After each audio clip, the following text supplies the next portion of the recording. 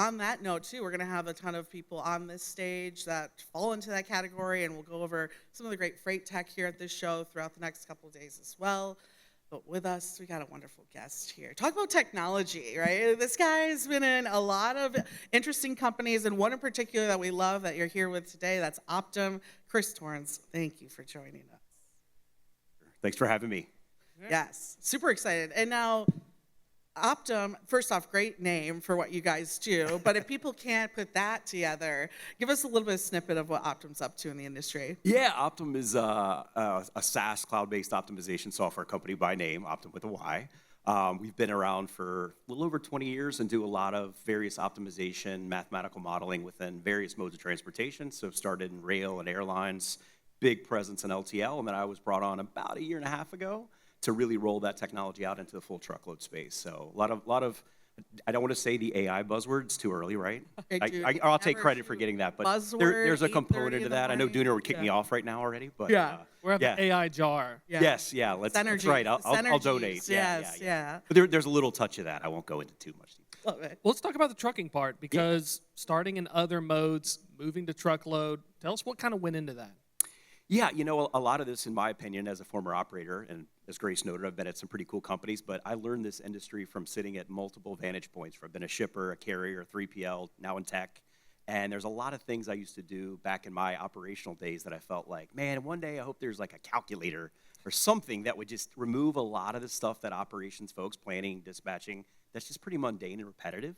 And it was always this idea of one day I would love to be able to focus on what I believe humans are good at, which is stuff like this, conferences, human-to-human centric activity versus some of the mundane tasks. So my plight in the industry and through Optym now is to go into the truckload space, and whether it's just, there's a ton of data, a lot of metrics and numbers. And again, we're never going to outperform a calculator. So again, what do I mean by that? I'm going to go into these organizations and make sure that they're understanding that your job's not getting replaced. This is, at this point in time, use the calculator, folks, and free up time to focus on what matters. So that's, again, planning, dispatching, trailer pool optimization, load consolidation. If it involves any kind of numerics, we are a great way to kind of alleviate, if not eliminate, some of that, again, that manual process and work. Yeah, get rid of the abacus, bring out the TI-84, right? It's 82. Yeah, there we go.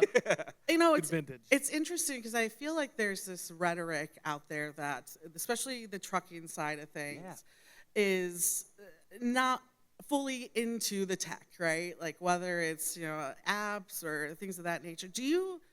Is that true from your standpoint? Do you see any of that turning around? It's a mixed bag, Grace. I mean, I think you have an industry that's been very conservative and traditionally, like just the nature of the industry. But as we look at other verticals and industries and segments, the tech adoption, it's mixed bag again. And so I think within trucking, you're seeing some folks that have, rightly so, been very skeptical. Yeah. And let's be honest, a lot of the promises big tech made 5-10 years ago haven't come to fruition today.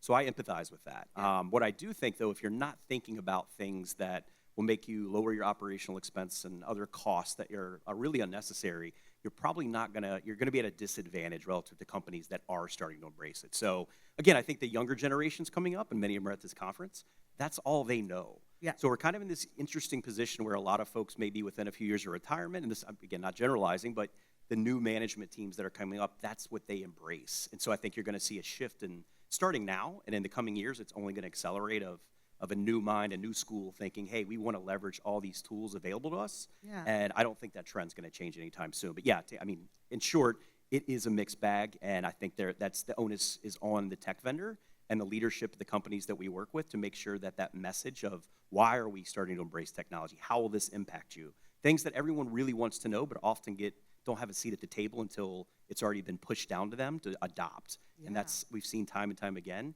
change management is often the hardest part. So don't discount that. Our favorite topic here, right, Thomas? Oh, my favorite, change management. So let's dive into the change management part. Some estimates say 50-50. Other ones say 30% likelihood of success in change management. We've got the tech. It's available. We need to deploy it. What are some of the initiatives, low-hanging fruit? Where do we even start when you're having these conversations?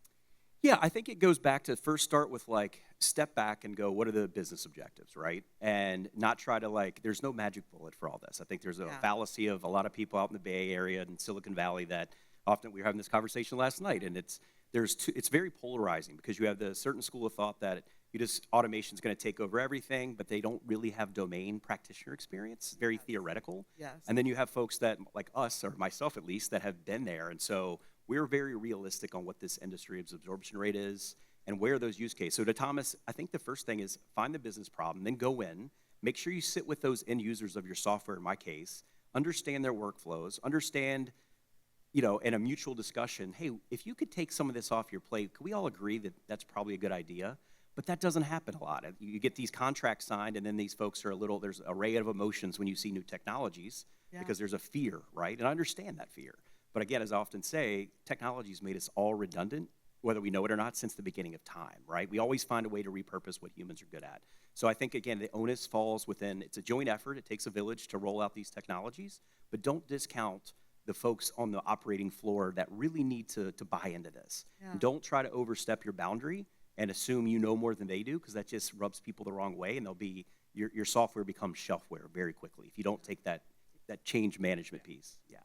No, let's say I'm a leader and I will stick to maybe trucking for now. I'm a fleet owner in particular, and I watch this. I go, oh my God, Optym, what's this about? I want to give that guy a call.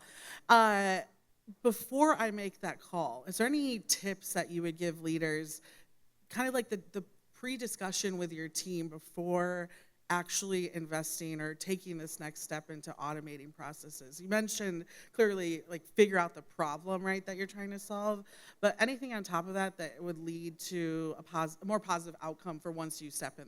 Yeah, I think it goes back to what I mentioned earlier. It's just, you need to have everyone involved that's going to be, especially the end users, and I think it's kind of like we treat those as commodities a lot. Yeah. Don't want to, again, generalize, but it's kind of like the driver shortage Craig was saying earlier. Like, as long as we look at drivers as commodities, then people don't take that. They take that kind of, it's offensive. Yeah. So I think even in our world, we've got to go in and respect the people that have been doing this job and pave the way. And trucking has always done things a certain way, and I think there's opportunities there, but it's going to take a lot more, again, an emphasis from tech vendors to go sit with those people. And like I said, when I go on site after we sell a contract, the first thing I do is take the team on site, and we're going to go out for dinner and drinks with that operations team. Awesome. Right? Because I want to get to know them as people first, and we get to know each other on a personal level, and then the next day they're much more receptive to at least hearing what you have to say, and then you made the effort to go, I care about what you do, I care about you, how do I make you more productive in your day-to-day tasks? And it just starts to, from there, it starts to open up the embracing mentality versus the resistant mentality. So I think that's critical. And change management, again, people just, it gets lost in the mix. Yeah. And then people wonder after 6 months of, like, no one's really using the software, or this tool sucks, or, there's just like a negative sentiment. And I think that, again, well, how much effort did you put in? Did you learn Excel in 30 minutes? Can you do a VLOOKUP? It takes time. So, again, vendors need to make sure they invest that time and effort to get to know the people that are going to be using the product. And if you don't do it, it's going to be detrimental. Yeah. And looking at the options, like what gets deployed first, is there a commonality? Because I would think if I'm like Optym, I want to get them a sample, get them hooked, and I want to hook you up with more subsequent, like, a la carte options to make that holistic one. What are they asking for first, if that makes any sense? Do I need like a fuel router? Do I need a load planning assistance? What's the biggest thing that you commonly see first that kind of gets you in the door and that fleet owners and fleets should consider targeting? Yeah, I think it goes back to identifying those things that unanimously we agree don't make sense to have a department of 40 people doing, right? And I think everyone starts to agree to that. So, I think that goes back to use cases. We see the human brain, right? How good are we at math? Really? We're not. Yeah. And the reality is that managing a truckload fleet, as I've said before, as an analogy, is like playing 1,000 games of chess all at the same time. Yeah. That is a very complex scenario to try to solve. The pieces in front of you. Yeah. So again, what does a company like Optym do? Like, we just show you all what's mathematically possible, and through an engine or recommendation engine output. So if you're these planners that are trying to figure out, how do I keep this driver moving? How do I, and they're optimizing for a KPI. And I think there's this misconception that optimization means everything's perfect. What I try to say is optimal means, what do you deem it as optimal? Is that profitability? Is that revenue on the asset? Utilization? Keeping the drivers happy? Because you can't have your cake and eat it too. Yeah. What are you willing to give and take? And I think that's where we do with our software, we kind of explain the why. So every time we make a recommendation, say a load selection or a driver assignment, we've already kind of mathematically shown you what is possible, and giving you the best output based on what you deem is optimal in the scenario. Now that may shift. And then from there, it's up to that end user. We give them control to go, here's 5 things you should do, our recommendation.